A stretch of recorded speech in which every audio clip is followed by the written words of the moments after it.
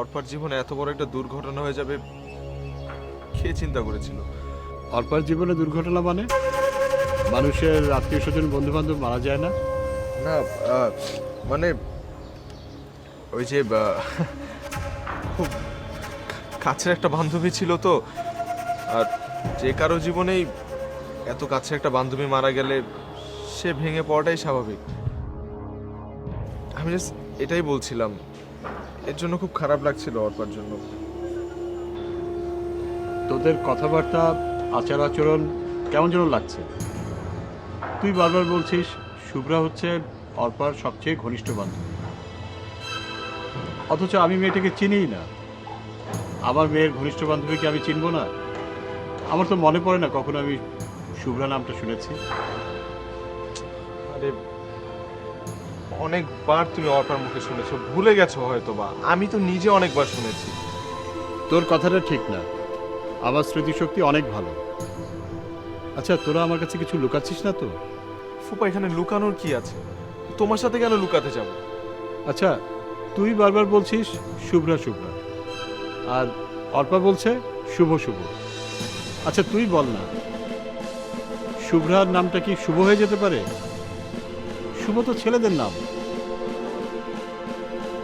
আমার মনে হচ্ছে কি শুভ্রা নামের কোনো মেয়ে আসলে মারা যায়নি। যে মারা গেছে সে একটা ছেলে, আর ওই ছেলেটার নাম হচ্ছে শুভ, যার সাথে অর্পার কোনো সম্পর্ক ছিল। ফুপা, তুমি এগুলো কি বলছো? তোমার এই সন্দেহ বাতিকটা বন্ধ করবে? তোমার মেয়ের এই দুরবস্থার মধ্যে তুমি তুমি কিনা ওকে গিয়ে একটু সান্ত্বনা দিবে, উল্টা সন্দেহ করছো।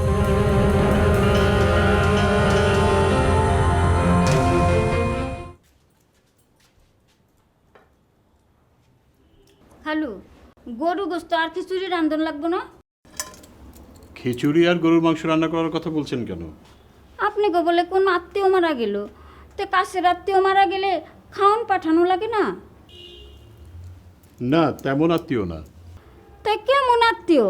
কেমন আত্মীয় লেগা আফামনি এমন করে কান্দা বুক বাসায় ফেলাইতাছে। খালু, আপনি গই মোর আত্মীয় কি বিদেশে থাকে? না, বিদেশ থাকে না, ঢাকায় থাকে।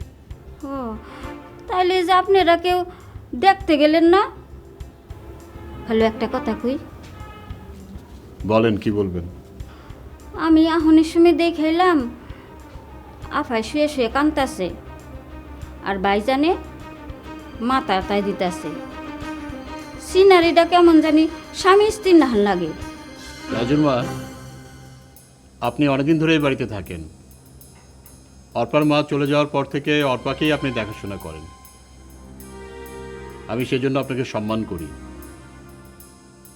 যা মুখে আসে তা বলবেন না। যান, কাজে যান।